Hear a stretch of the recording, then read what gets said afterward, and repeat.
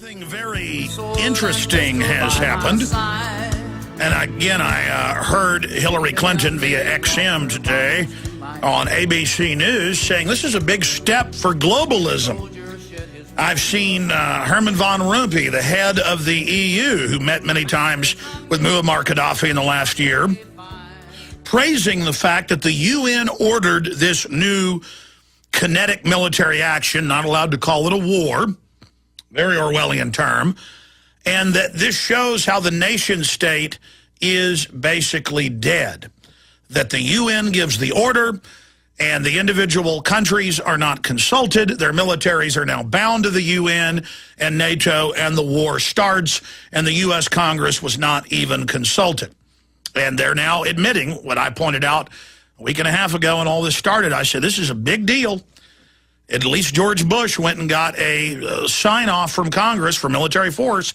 Now, they were supposed to get a full declaration of war. It's still unconstitutional and an impeachable offense, but at least there was some ceremonial involvement of Congress. And now there was no involvement of Congress, and so Obama is set to address the nation very, very soon. In fact, I was seeing the report earlier. I think it's tonight. Will you guys pull that up? Just search Obama to address nation on Libya. I think it's tonight, but the point is, I just heard it in passing, driving in on 5:90 a.m. I was listening to the news.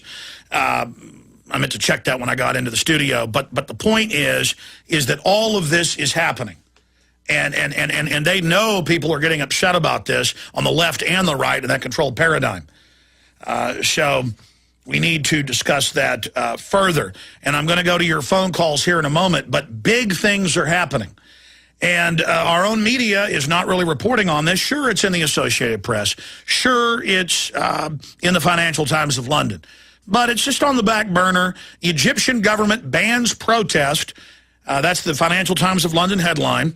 And they go on to report that the women are being raped by the Western-backed new government that are such little Democrats and such little humanitarians. All they did was remove one thug, Hosni Mubarak, who was the big U.S. ally, and both candidates of the two parties that are set, either one, they're neck and neck to win in elections, though those have been canceled for a while, are al-Baradi, the former head of the Atomic Energy Agency, UN globalist puppet, and a Muslim Brotherhood candidate with connections to al-Qaeda.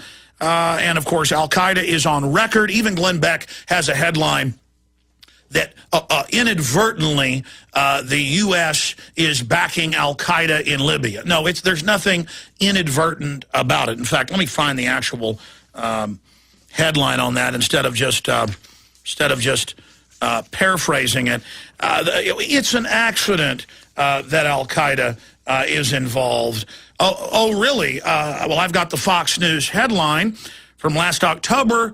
Anwar al-Awlaki, number 3 in al-Qaeda, dines secretly at the Pentagon with the Secretary of the Army and the top brass, and then runs every major terror attack in Western Europe and the U.S., including the Fort Hood shooting, the Christmas Day underwear bombing, the shoe bomber, the Times Square bomber, and the 7/7 bombings. Of course, U.S. agent. But when I say U.S. agent, I mean the criminal groups that have taken over our country. The globalists, the big corporations that are sucking America dry, ran the attacks on the Serbs in the 90s, ran the attacks in the 80s on the Russians. They use them to stage terror attacks. Many times the low-level terrorist doesn't even know they're being funded by the military-industrial complex. But the military-industrial complex needs that to have TSA now at checkpoint sticking their hands down your pants. They need the pretext to warrantlessly listen to your phones and read your email, to take over society, to get hundreds of billions a year in no-bid domestic anti-terror contracts. This is how the military-industrial complex is taking the once-free republic over. And countries all over the world are using anti-terror systems to crack down on their populations. In China, in Western Europe, in Russia, every government loves tyranny. And there's the Fox News headline, Beck, U.S. unwittingly aiding al-Qaeda in Libya. Oh, really? When this all started 4.5 weeks ago, I pointed out from just mainline reportage that it was al-Qaeda who's repeatedly tried to overthrow and assassinate Muammar Gaddafi because he's secular. And he came out and started saying, al-Qaeda is attacking me. Al-Qaeda works for America. Well, it doesn't really work for America. It works for these big mega corporations that are bigger than most governments that are not free market. But here's the headline: Financial Times of London, Egyptian government bans protest. Will there be an invasion for libertarian reasons? The Egyptian authorities have moved to ban demonstrations, saying that participants would be detained. Oh, isn't detained right out of 1984. No provocative movements or protest gatherings or organized marches or demonstrations will be allowed. Well, really, they don't. First, they said you got to have a permit to own a gun 50 years ago in New York City. Then they stopped issuing the permits. Then about a decade ago, it actually, more than that, it started more than a decade ago with Harry Clinton. About 12 years ago, towards the end of his administration, in the middle of his second administration, he started saying free speech zones. You've got to have a permit to march. Well, yeah, to block roads, but not to be on the street corner. And that got overturned in court. And now Obama, just last week, had a bunch of peaceful people arrested who were pro-war outside the White House and anti-war. No protests, no permits issued. Oh, Gaddafi won't allow protesters who have their own tanks and their own airplanes who are U.S. and British Special Forces backed. But again, when I say U.S. and British Special Forces, our military doesn't work for us anymore. They work for the same big mega banks that 11 and a half years ago, according to Bloomberg, signed a secret deal through the insurance companies they own with the Veterans Affairs Office to steal all death benefits of U.S. troops. From World War II on, they have them sign on, take part of their check, and put it into a life insurance policy. They made a deal to steal it all.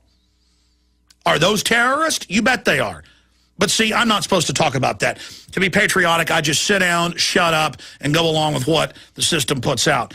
So no protest allowed. Sounds like D.C. A few years ago, making the Obama deception, I was in Washington, D.C., and I could be at the Washington Monument in the middle of the park, 200 yards away from the monument, and cops would come over on video and would say, you're not allowed to film. And I had C-Think, a big independent film channel crew with me. They were also making a documentary about me while I was making my documentary. And they said, well, sir, we tried to get permits, but the city of D.C. doesn't issue them. They said, you know, as long as we're in a park or something, it's allowed. Oh, land of the free, home of the brave. And they said, we're going to arrest you. It's all on tape. Then 2 years ago, the Kansas City Star reported on this. My guys were at a city park a half mile from the Kansas City Federal Reserve. This is online. It's on YouTube. And again, the newspaper picked up on it. And armed security guards came a half mile to the park. They were on a hill videotaping the Federal Reserve and said, give us your IDs. They didn't have any authority, but I've told my guys not to try to get arrested.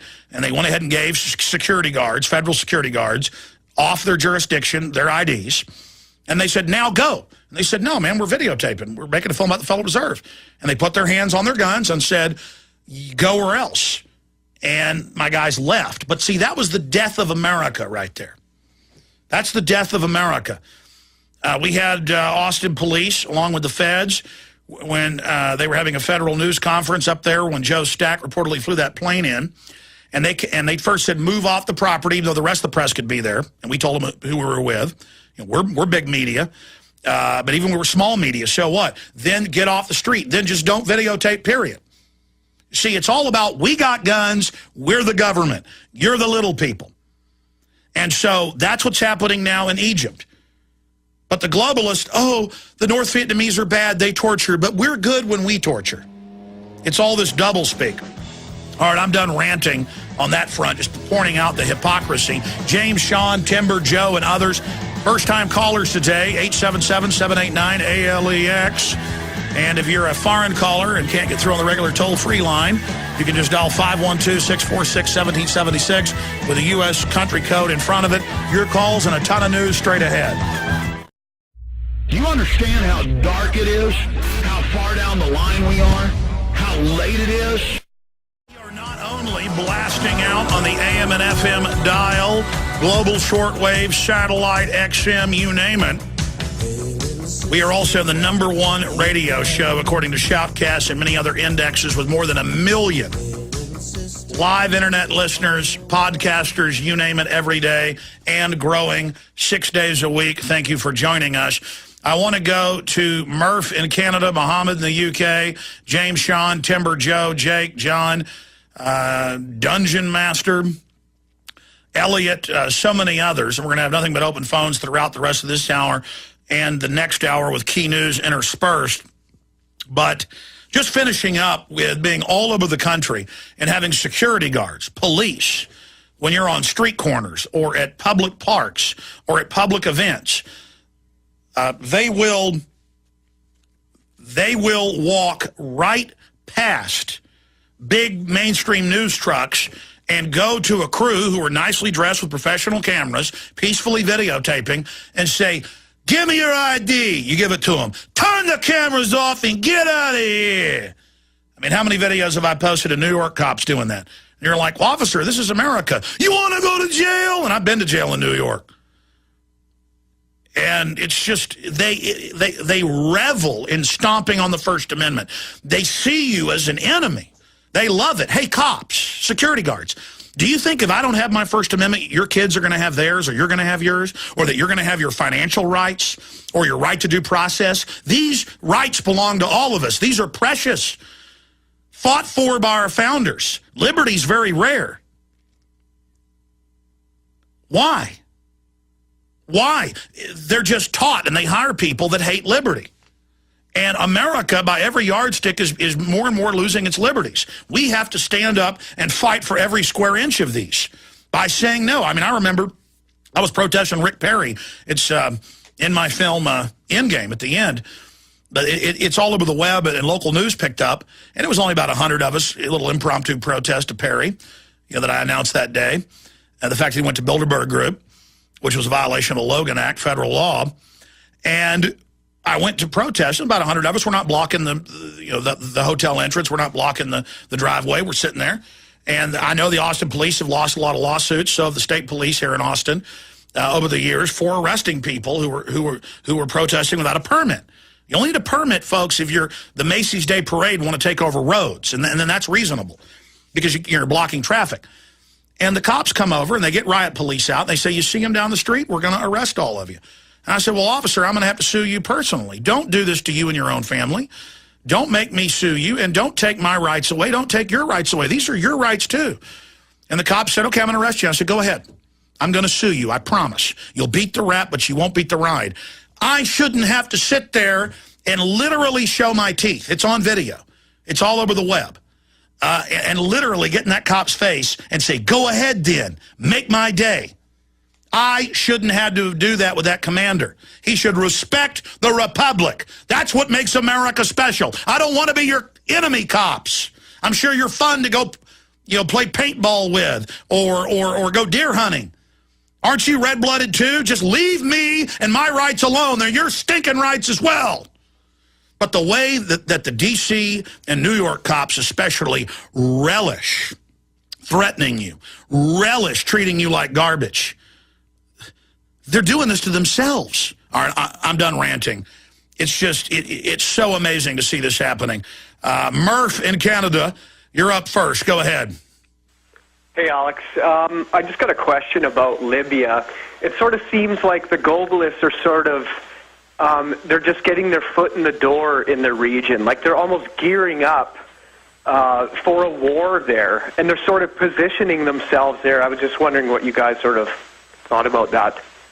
Well, of course, it's classic strategic operations encircling the entire area and all of those key waterways. I mean, if you look at what the globalists have done is they're trying to overthrow Syria to the north. There on the eastern part of North Africa, they've taken over Egypt, even though they were allies, and now have put an even bigger police state in with rape rooms. If any women protesting, that's mainline news, Financial Times. And now they're taking over Libya. They've got Tunisia. And it's all part of a destabilization program to put radicals in so they have an excuse to have another war. It's big business, not just oil, but trillions in weapons.